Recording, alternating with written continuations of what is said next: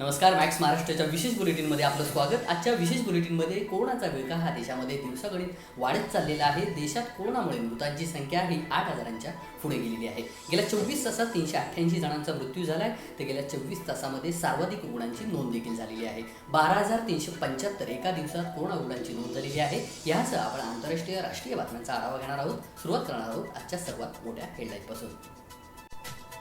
Bharat Russia G7 निमंत्रण, चीन विरोधी, ट्रम्प यांना रशियाचं उत्तर. रशिया स्वतःला आंतरराष्ट्रीय शांततेसाठी एक प्रामाणिक मध्यस्थक म्हणून पाहत आहे. त्यामुळे भारत आणि चीन यांच्यातील लष्करी तणावावर रशिया भाष्य करणार नाही, असं रशियाच्या वरिष्ठ सभागृहाचे सदस्य कॉन्स्टंटिन कोसाचेव यांनी सांगितलं. तर रशिया आणि भारताला मिळालेली G7ची ऑफर ही चीनच्या विरोधात आहे. रशियाला कोणत्याही देशाच्या विरोधी समूहात किंवा गटात जायचं नाही, असं कोसाचेव यांनी स्पष्ट केलं. त्यामुळे आपण चीन विरोधी गटात जाणार नसल्याचं रशियाने स्पष्ट केल्याचं चित्र आहे. लॉकडाऊनमुळे UKमध्ये 650 भारतीय क्रूजवर अडकले. केंद्र सरकारनं विमानसेवेला ग्रीन सिग्नल दिल्यानंतर देशात विमानसेवा सुरू झाली आहे. यात विविध शहरांमध्ये आणि इतर देशांमधील टाळेबंदीमुळे अडकून पडलेल्या विद्यार्थी आणि कर्मचाऱ्यांना दिलासा मिळाला. शिवाय केंद्र सरकारकडून वंदे भारत मिशन अंतर्गत परदेशी खोळंबलेल्या भारतीयांना मायदेशी आणण्याची मोहीम राबवण्यात येत आहे. मात्र अजूनही UKमध्ये 650 भारतीय मरेना क्रूजवर अडकले आहेत. कोरोनामुळे 40 दिवस ते क्वारंटाईन होते. यानंतरही लंडनच्या साऊथहॅम्प्टनमध्ये ते अडकले आहेत. यामध्ये लंडन सरकारची मदत नसल्यानं हे भारतीय हतबल झाले आहेत. भारत सरकारने विशेष विमानाद्वारे मायदेशी आणण्याची मागणी हे भारतीय करत आहेत. त्यांनी मदतीचा हा व्हिडिओ जारी केला आहे. पाहणार आहोत हा व्हिडिओ. नमस्ते इंडिया, मैं एक भारतीय बोल रहा हूँ मरेला शिप एक्सप्लोरर से. जैसे कि आप देख रहे हैं, सब भारतीय इस शिप पे प्रोटेस्ट कर रहे हैं इंडियन गवर्नमेंट और high commission of India UK में इनके अगेंस्ट.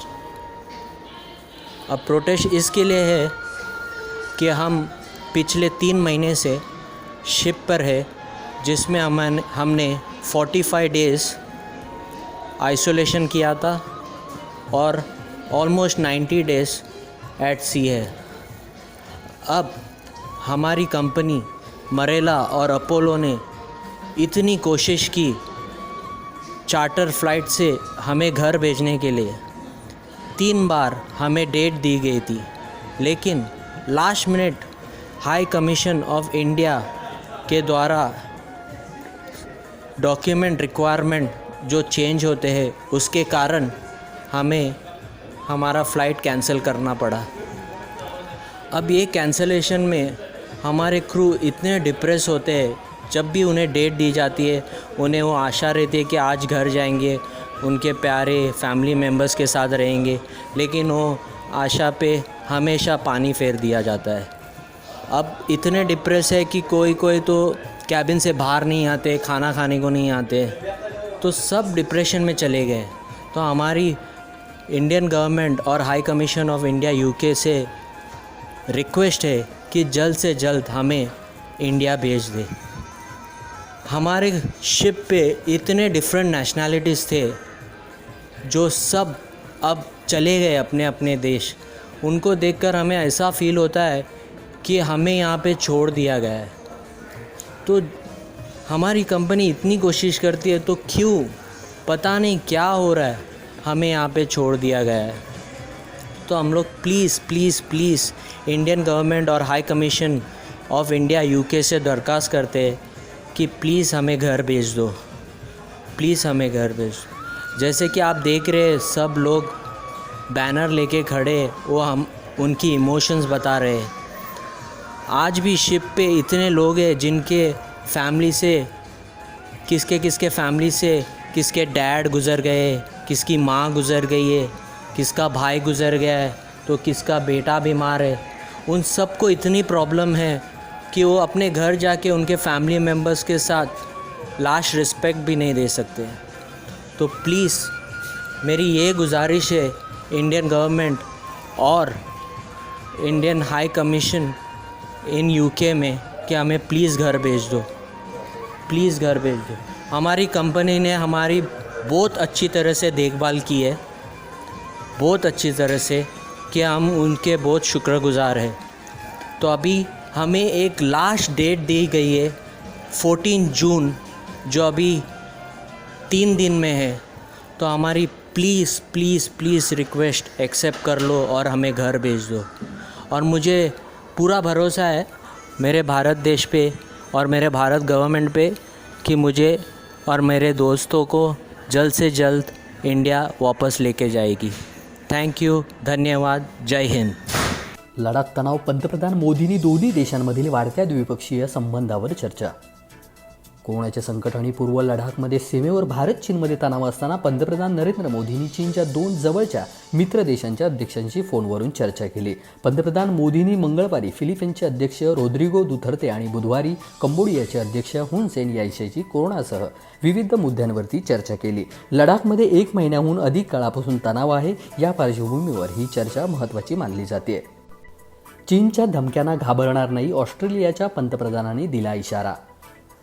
गेल्या काही दिवसांपासून चीन आणि ऑस्ट्रेलियामध्ये तणावाचं वातावरण आहे. तसंच चीननं ऑस्ट्रेलियातून चीनमध्ये होणाऱ्या निर्यातीवर अनेक निर्बंध लादून त्यांची कोंडी करण्याचा प्रयत्न केले आहेत. दरम्यान चीनच्या कोणत्याही धमक्यांना घाबरणार नसल्याचं वक्तव्य ऑस्ट्रेलियाचे पंतप्रधान स्कॉट मॉरिसन यांनी केलं. ऑस्ट्रेलियातून चीनमध्ये होत असलेल्या निर्यातीवर निर्बंध लावण्याबाबत त्यांना प्रश्न विचारण्यात आला असता त्यावर बोलताना त्यांनी हे उत्तर दिलंय. लोकलसाठी व्होकल होण्याची हीच योग्य वेळ, पंतप्रधान नरेंद्र मोदी. आज आपल्याला अनेक वस्तूंची परदेशातून आयात करावी लागते. आपल्याला त्या वस्तू भारतात कशा तयार होतील याचा विचार करावा लागणार आहे. तसंच त्या आपण कशी निर्यात करू शकू हे देखील पाहावं लागलं. लोकलसाठी व्होकल होण्याची हीच वेळ आहे. आत्मनिर्भर भारत अंतर्गत मोठ्या बदलांची घोषणा करण्यात आली आहे आणि आता त्या प्रत्यक्षात साकारण्यात येत आहेत, असं मत पंतप्रधान नरेंद्र मोदी यांनी व्यक्त केलंय. कोरोना व्हायरसच्या संकटादरम्यान त्यांनी आज इंडियन चेंबर ऑफ कॉमर्सच्या विशेष कार्यक्रमाला व्हिडिओ कॉन्फरन्सिंगद्वारे संबोधित केलं. त्यावेळी ते बोलत होते.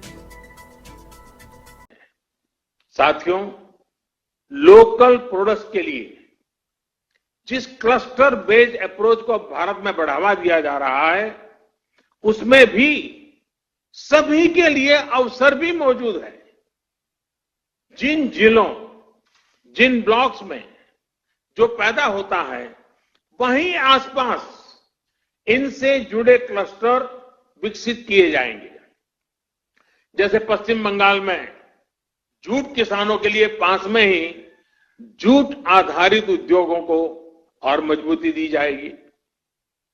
फॉरेस्ट प्रोड्यूस की अपार संपदा जुटाने वाले आदिवासी साथियों को उनके क्षेत्र में ही आधुनिक प्रोसेसिंग यूनिट्स उपलब्ध कराई जाएगी. इसके साथ ही बांबू और ऑर्गेनिक प्रोडक्ट्स के लिए भी क्लस्टर्स बनेंगे.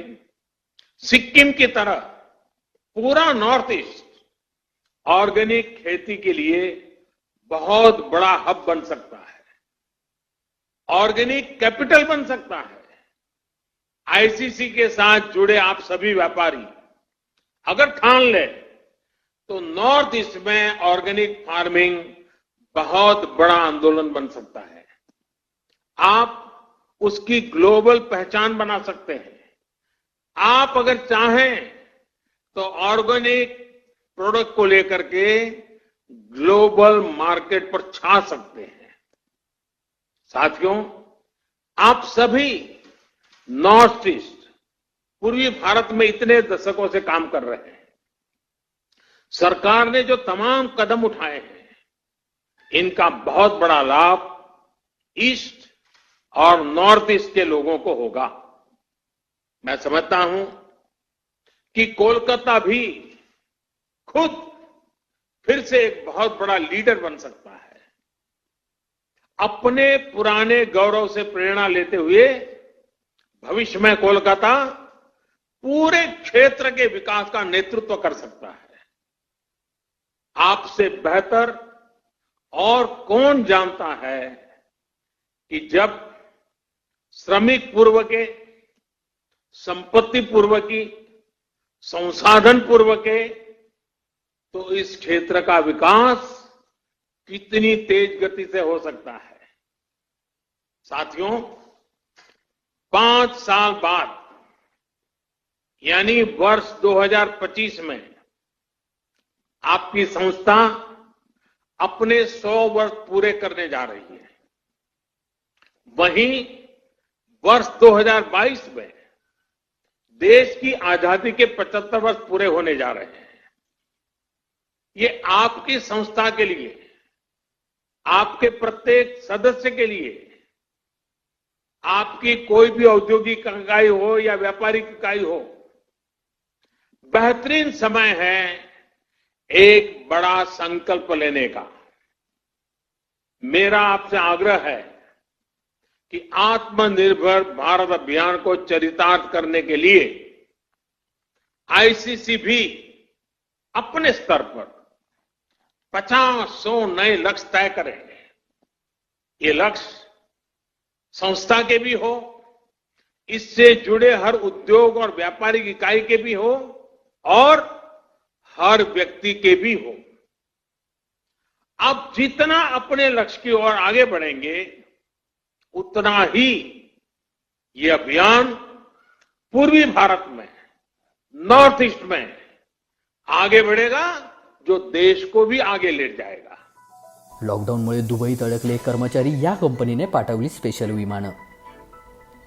केंद्र सरकारने विमानसेवेला ग्रीन सिग्नल दिल्यानंतर देशात विमानसेवा सुरू झाली आहे।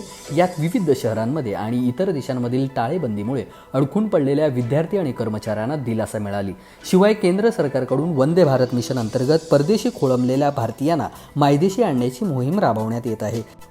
त्यात एअर इंडियाने आतापर्यंत 70,000 भारतीयांना मायदेशी आणले आहे। एका बड्या कॉर्पोरेशनने दुबईत अडकलेल्या शेकडो भारतीय कर्मचाऱ्यांना चार्टर्ड विमानातून मायदेशी आणल्याची घटना नुकताच घडली आहे। सराफा उद्योगातील आघाडीची कंपनी असलेल्या मलाबर गोल्ड अँड डायमंड्सने संयुक्त अरब अमिरातीचे विविध शहरांमध्ये कामानिमित्त असलेल्या 500हून अधिक कर्मचाऱ्यांना मायदेशी आणण्याची मोहीम हाती घेतली आहे। नुकताच या मोहिमेची पहिली फ्लाईट केरळातील कालिकत येथे 171 जणांना घेऊन दाखल झाली। भारतात समूह संसर्गाला सुरुवात। गेल्या काही दिवसांपासून देशात आणि खास करून मुंबई आणि दिल्लीत कोरोना रुग्णांची संख्या वाढत असल्याने समूह संसर्ग होण्यास सुरुवात झाली असल्याची भीती व्यक्त केली जात होती। या दरम्यान केंद्र सरकारनं देशात कोरोना संसर्गाला सुरुवात झाली नसल्याची माहिती चुकीचं असल्याचं सांगितलं आहे। भारत खूप मोठा देश आहे आणि त्या दृष्टीने प्रभाव कमी आहे। भारतात समूह संसर्ग झालेला नाही अशी माहिती भारतीय वैद्यकीय संशोधन संस्थेचे व्यवस्थापकीय संचालक बलराम भार्गव यांनी दिली आहे। देशात कोरोना रुग्णसंख्या 3 लाखांजवळ, चेन्नईत मृतांची संख्या दुप्पट। देशात अनलॉक 1 सुरू झाला आहे। देशातील विविध राज्यांमध्ये लॉकडाऊनचे नियम शिथिल करण्यात आले आहेत। दरम्यान भारतात सध्या 1,25,381 कोरोनाबाधित रुग्णांवर उपचार सुरू आहेत। देशातील कोरोनाबाधितांची एकूण संख्या 2,80,000वर पोहोचली आहे। यापैकी 1/3 रुग्ण हे जूनच्या पहिल्या 10 दिवसातील आहेत। हे विशेष आहे। यातील एक दिलासादायक बाब म्हणजे रुग्णांच्या संख्येपेक्षा कोरोनामुक्त होणाऱ्यांची संख्या अधिक आहे। देशात 1 जूनपासून कोरोना व्हायरसचा संसर्ग झालेल्यांची संख्या 90,000पर्यंत आहे। तर चेन्नईतील स्थिती आणखी बिघडली आहे। यातील 7,135 जणांचा मृत्यू झाला आहे, तर 1,24,095 रुग्णांनी या आजारावर मात केली आहे। गेल्या 10 दिवसांमध्ये देशात 90,000 जणांना कोरोनाची लागण। देशात कोरोना रुग्णांची संख्या मोठ्या प्रमाणात वाढताना दिसत आहे। धक्कादायक म्हणजे 1 जूनपासून देशात 90,000 नवे कोरोना रुग्ण आढळले आहेत। यामुळे अद्यापही कोरोनाचे संकट टळले नसल्यामुळे नियमांचे पालन करणं अत्यंत गरजेचं आहे। त्याचप्रमाणे दिलासादायक बाब म्हणजे देशात कोरोना व्हायरसच्या विळख्यातून सुखरूप बाहेर पडलेल्यांची संख्या कोरोना रुग्णांपेक्षा अधिक आहे।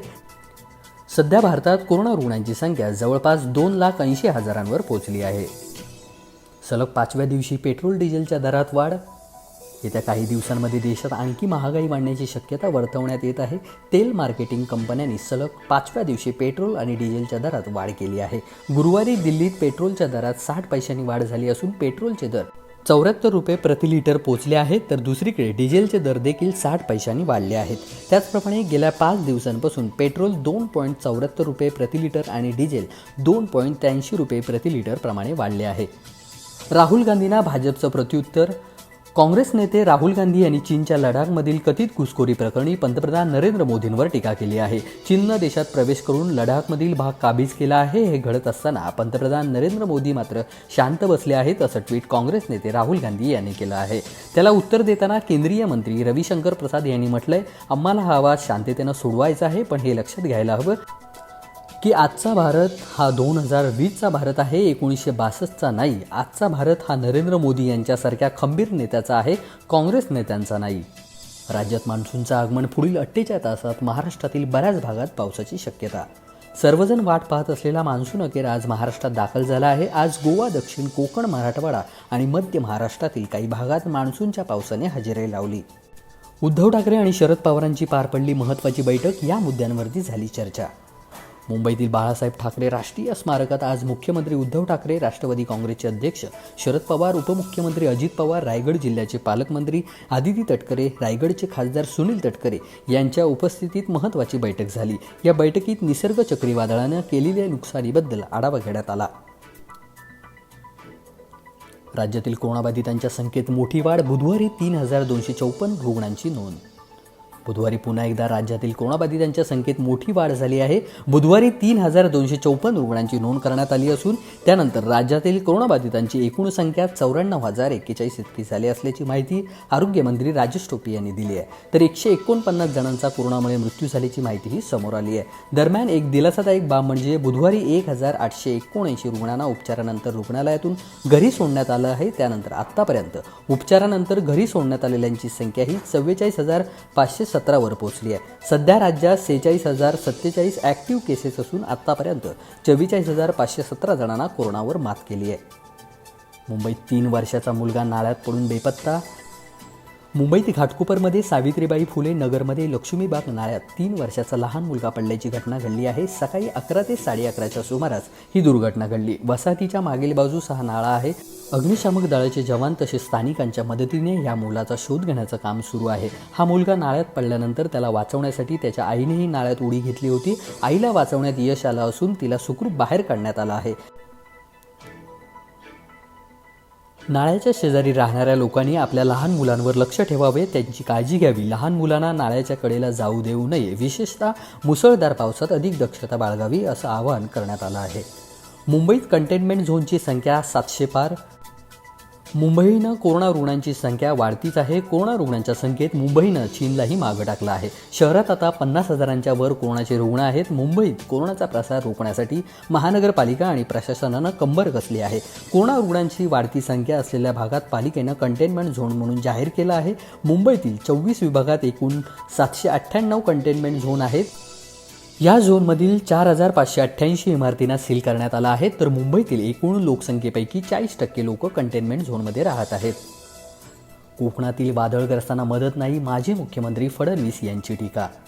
राज्य सरकारने निसर्ग चक्रीवादळाचा तडका बसलेल्या कोकणवासियांना दिलेली मदत अत्यंत तोडकी आहे. त्यातच 9 दिवस उलटूनही सरकारकडून कुणालाही कोणतीच मदत मिळाली नाही असा दावा करताना चक्रीवादळामुळे कोकणातील झालेलं नुकसान खूप मोठं असून सरकारने दिलेल्या पॅकेजमध्ये सुधारणा करावी असा सल्ला विरोधी पक्षनेते देवेंद्र फडणवीस यांनी दिला आहे.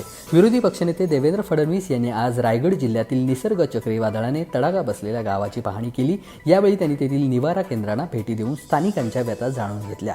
त्यानंतर त्यांनी पत्रकार परिषद घेऊन राज्य सरकारने जाहीर केलेल्या पॅकेजवर टीकास्त्र सोडले. 9 दिवस झाले तरी सरकारची कोणतीही मदत कोकणवासियांना मिळाली नाही. त्यामुळे लोक चिंतेत असून वाईट अवस्थेत राहत आहेत. प्रसिद्ध कॉर्फर्ट मार्केटमध्ये भीषण आग. 20 मिनिटात आगीवर नियंत्रण.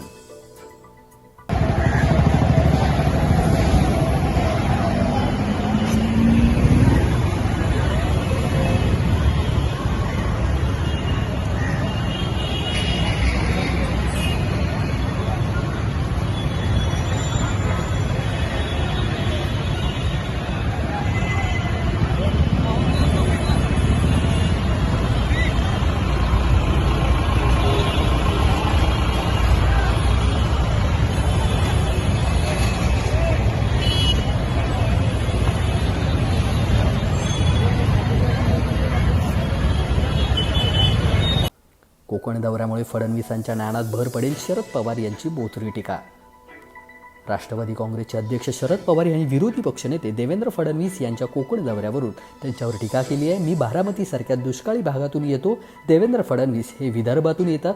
समुद्राशी काहीही संबंध नाही, त्यामुळे ते येत आहेत तर चांगलं आहे. प्रत्येकाला ही परिस्थिती समजेल, ज्ञानात भर पडेल असं शरद पवार यांनी म्हटलंय.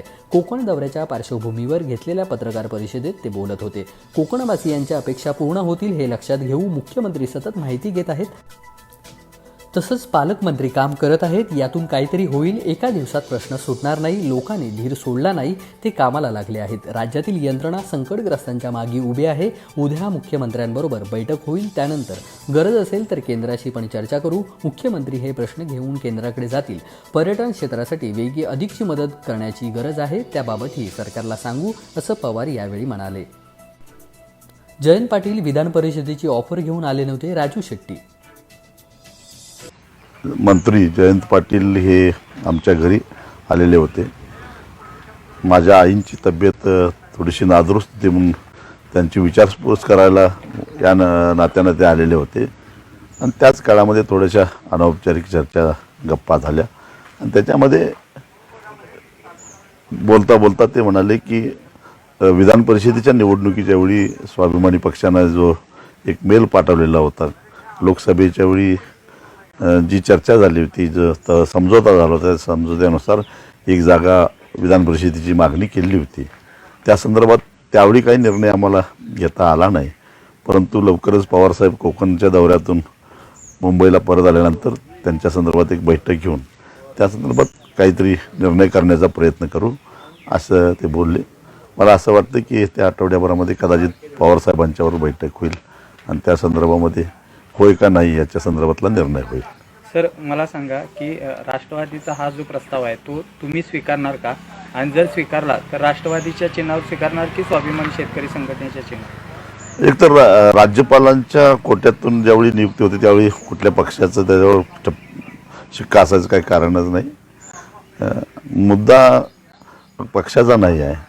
स्वाभिमानी पक्षाला म्हणून एक विधान परिषद द्यायचं ठरलेलं होतं, त्यामुळे ती स्वाभिमानी पक्षाचीच जागा असणं साहजिकच आहे.